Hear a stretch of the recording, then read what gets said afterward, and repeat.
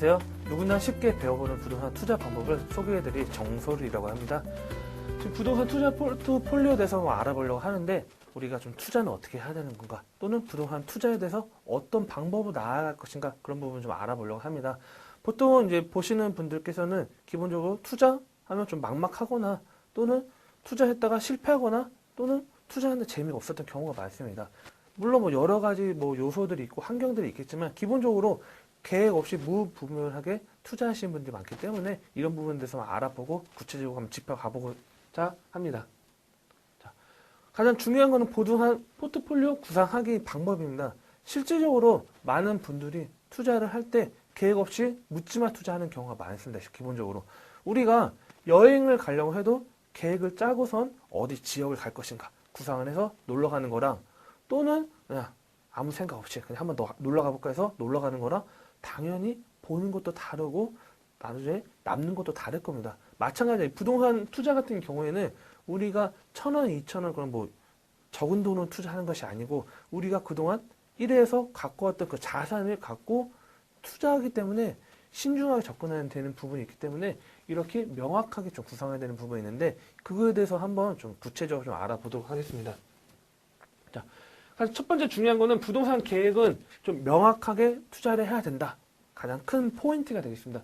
실질적으로 많은 유사 사례들을 보면 투자를 하는데 계획 없이 무분별하게 투자하는 경우가 많아요. 실질적으로 나는 안 그렇겠지 생각하지만 실질적으로 돈이 만약에 예를 들어서 돈이 1억이 있다고 하면 1억에 대해서 어떻게 투자를 해서 어떤 방법으로 수익을 올릴 거라 생각하는 게 아니고 그냥 투자하면 2년 뒤, 4년 뒤 가격 오르겠지, 그렇게 투자하신 분들이 있는데, 중요한 건 내가 과연 이 돈을 갖고 월세를 받을 것인가, 또는 내가 이 돈을 갖고 수익형으로 해서 향후의 시세 차익을 볼 것인가, 그런 부분을 명확하게 짜야 되는 부분이 가장 중요합니다. 그렇기 때문에 첫 번째는 이 계획은 명확하게 내가 어떤 용도로 부동산에 투자하겠다, 그런 포트폴리오 구상에 대한 필요가 있겠고요.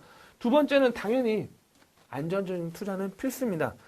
우리가 과거에 보면 우리가 은행에다 돈을 넣으면 이자가 많이 높았죠. 과거에는. 근데 지금 현재는 저금리 시기이기 때문에 은행에 돈을 넣어도 이자가 많이 높지 않다 보니까 주식 또는 부동산 투자하는 부분들이 많습니다.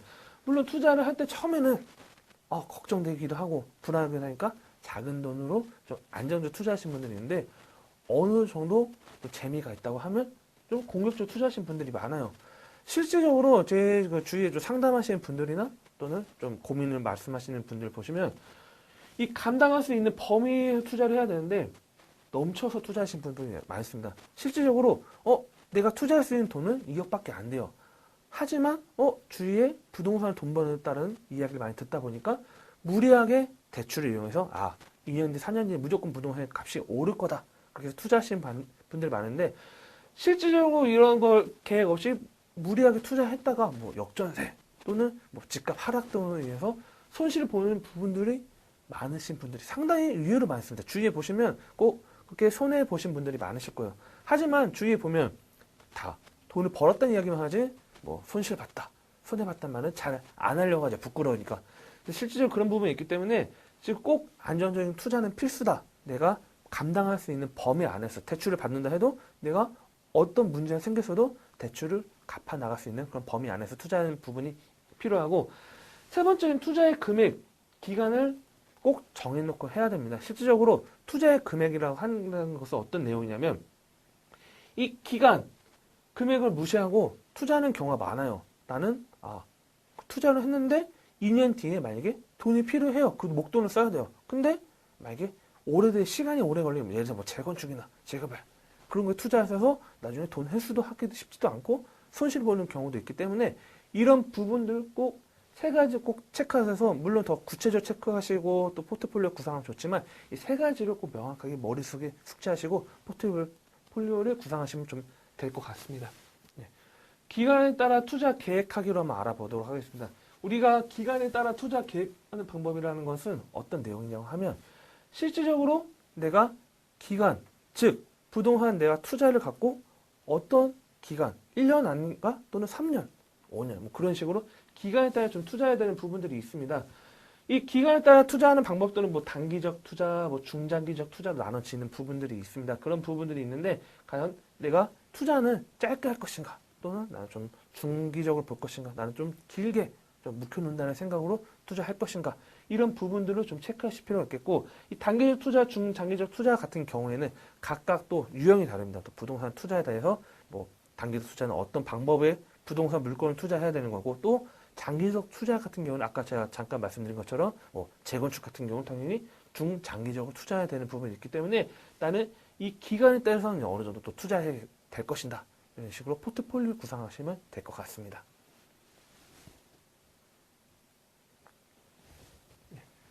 투자 방식에 대해서 좀 계획을 한번 또 해봐야 되는 부분이 있겠죠. 기본적으로 아까 그 바로 전에는 기간에 대해서 이제 말씀을 드렸는데 이 투자 방식이라면 부동산이라는 건 단지 하나의 유형이 있는 게 아닙니다. 실질적으로 아까 말씀드린 것처럼 수익형 부동산이라는 것도 있고 차익형 부동산이라는 것도 있는데 이 투자의 방법에 따라서 이 스타일, 향후에 또 수익도 또 달라지는 부분들이 있습니다.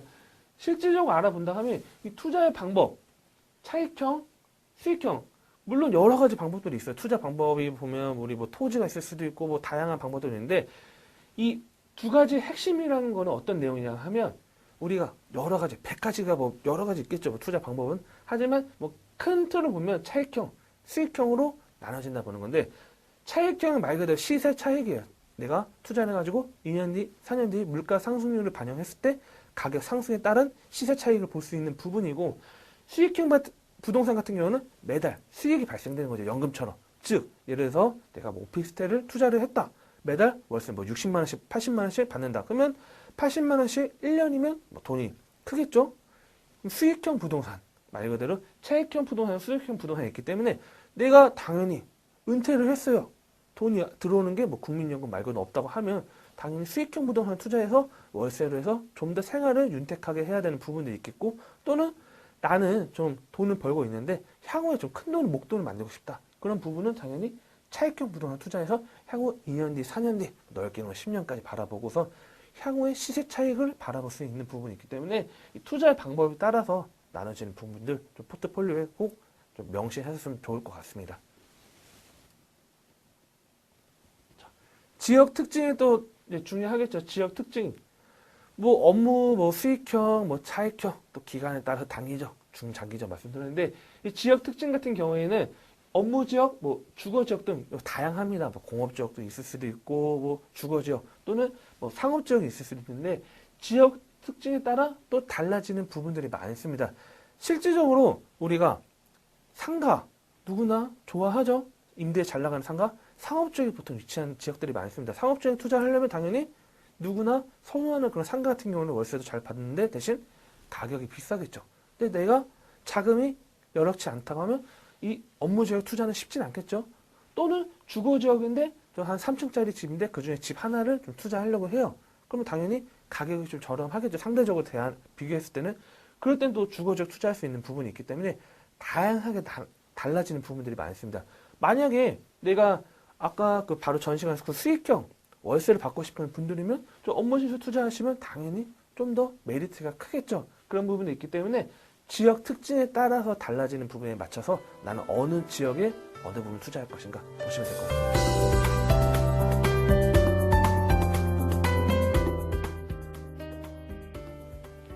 부동산 투자 계획학에 대해서 좀 한번 전반적으로 한번 말씀을 좀 드리려고 합니다.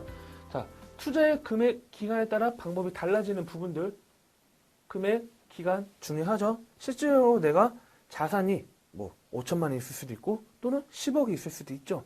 금액에 따라서 당연히 투자하는 방법이 좀 달라질 것입니다. 또는 내가 기간에 따라서 나는 짧게 뭐 단기적으로 뭐 2년 안에 회수를 해야 된다. 또는 나는 좀 중장기적으로 돈을 투자를 하겠다. 부동산에.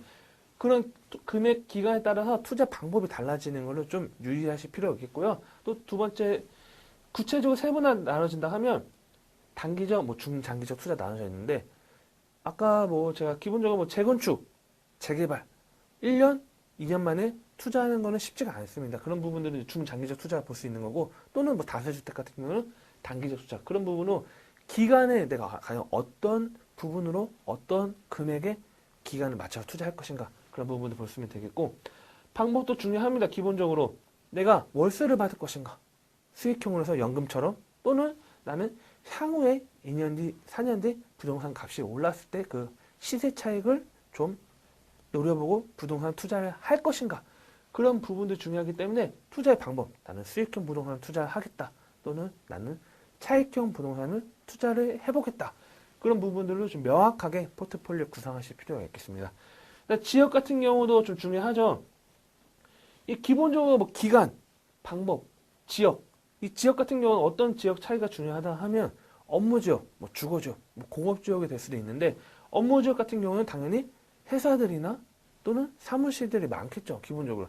그러면 당연히 월세 수익이 발생되는 부분이 많으면 또 수익형 부분과 또 연결될 수 있는 부분도 있을 수도 있고, 또는 오피스텔에 투자하는데 월세가 뭐 1년 뒤에 뭐 값이 계속 올랐어요. 그럼 당연히 내가 나중에 팔 때 매도 시기에 더 비싸게 매도할 수 있기 때문에 차익형 부동산도 볼 수 있는 부분이 있겠죠. 그렇기 때문에 이 지역 같은 경우도 선정이 좀 되게 중요한데, 주거 지역 같은 경우는 또 주거가 많은 지역이기 때문에 또 그에 맞춰서 내 금액이 돈은 많이 없는데 부동산 투자를 하고 싶어요. 뭐 전세를 끼고 갭 투자를 할 수도 있는 부분이 있기 때문에, 뭐 업무 지역, 주거 지역도 중요한 부분이 있기 때문에 포트폴리오 구상하실 때는 먼저 내가 금액은 어느 정도 투자할 것인가, 기간은 어느 기간을 갖고 투자할 것인가, 그리고 그렇게 명확하게 정해졌다면 어떤 방법으로 투자를 할 것이고 어느 지역에 투자할 것인가, 계획을 짜고 투자하신다면 안정적이고 성공적인 부동산 투자를 하실 수 있을 겁니다. 여러분들도 성공적이고 안정적인 부동산 투자를 하실 수 있을 겁니다. 감사합니다.